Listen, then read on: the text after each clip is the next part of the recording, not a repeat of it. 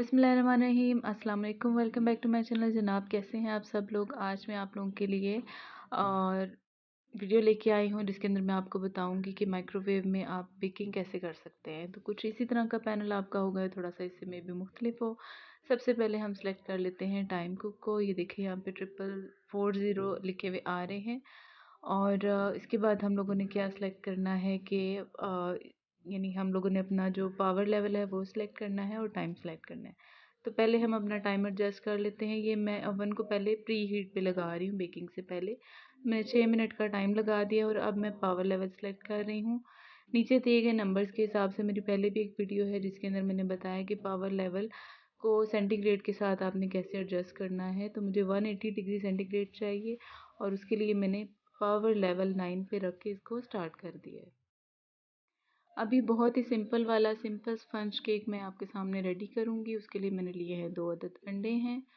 और केक बनाने की कंप्लीट रेसिपी बनाने की का मकसद सिर्फ इतना है कि आपको ये पता हो कि इसके अंदर मैंने कोई एक्स्ट्रा चीज़ ऐसी नहीं डाली है जिससे केक बहुत अच्छा बन गया। सब वही चीज़ें हैं जो सब यूज़ करते हैं। तो उसके बाद हमने डाला है जनाब 1 कप कुकिंग ऑयल।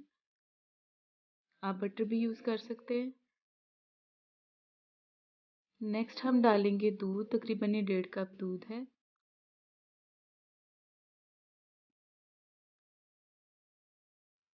इन सब चीज़ों को ऐड करने के बाद हम अच्छी तरह से इसको फेंट लेंगे, मिक्स कर लेंगे। लें जनाब, इसको हमने फेंट लिया है। अब नेक्स्ट हमने इसके अंदर डालना है मैदा। ये तकरीबन 2 कप मैदा है। 2 अदद अंडे थे और 2 कप मैदा हम इसमें ग्रेजुअली ऐड करते जाएंगे और इसको मिक्स करते जाएंगे।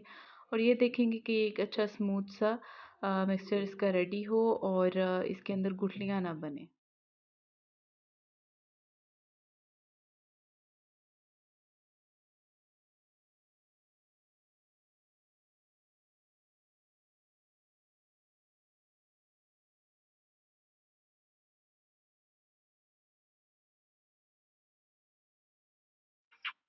सारा मैदा ऐड करने के बाद हम इसके अंदर डालेंगे चीनी। तकरीबन 1.5 कप चीनी है। पिसी हुई चीनी में इस्तेमाल करें। पिसी हुई 1.5 कप चीनी है। अगर ये पिसी हुई ना हो तो तकरीबन ये 2 कप के बराबर बन जाएगी। इसको भी हम इसी तरह डालते जाएंगे और साथ साथ मिक्स करते जाएंगे और ये देखेंगे कि इसके अंदर गुठलियाँ बिल्कुल भी ना बने।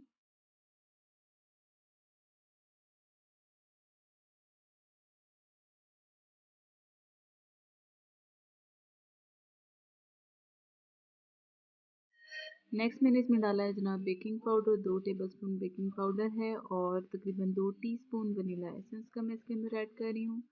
इन सब चीज़ों को अच्छे तरीके से हम मिक्स कर लेंगे।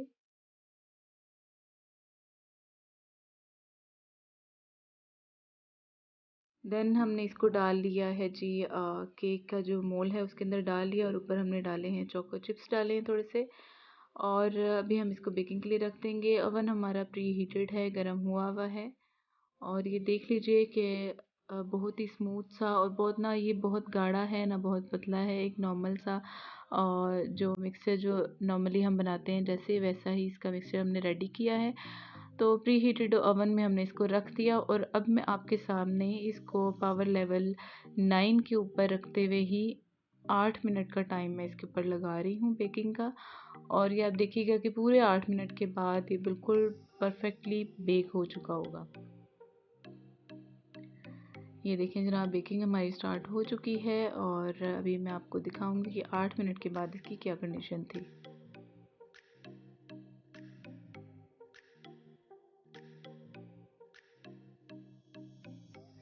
ये देखें जनाब, ये बिल्कुल एग्जैक्ट 8 मिनट के बाद इसकी ये कंडीशन है। बिल्कुल मुकम्मल तौर पे ये पक चुका है, बिल्कुल भी कच्चा नहीं है। इसको मैं निकाल के आपको दिखाती हूँ। जितने हम लोगों ने इसके अंदर चिप डाले थे वो सब नीचे बैठ के और ये बिल्कुल भी नीचे से जला हुआ भी नहीं है और ख़राब भी नहीं हुआ हुआ है। स्मूथली ये उतर आया है। और ये देखिए कि इतना ये मतलब स्मूथ था। मिक्सचर के जो जितने चिप थे वो सब नीचे जा चुके हैं। इसके बाद हमने थोड़ी सी क्रीम ऐड की है और अभी मैं इसको आपको कट करके भी दिखाऊंगी कि बहुत ही सॉफ्ट और बहुत ही मज़ेदार स्पंजी केक रेडी हुआ है। और आप भी इसी तरह से बेकिंग कर सकते हैं। मिनिमम टाइम में आपका केक रेडी हो जाएगा। अदरवाइज़ आप बेक करते हैं तो आपको अबाउट 30 टू 25 मिनट मस्ट लग जाते हैं। तो इसके अंदर आप देखिए कि 8 मिनट के अंदर आपका केक रेडी हो गया। अचानक से गेस्ट आए तो आप बना सकते हैं, अदरवाइज़ चाय के साथ या नाश्ते में भी आप रेडी करके इंजॉय कर सकते हैं।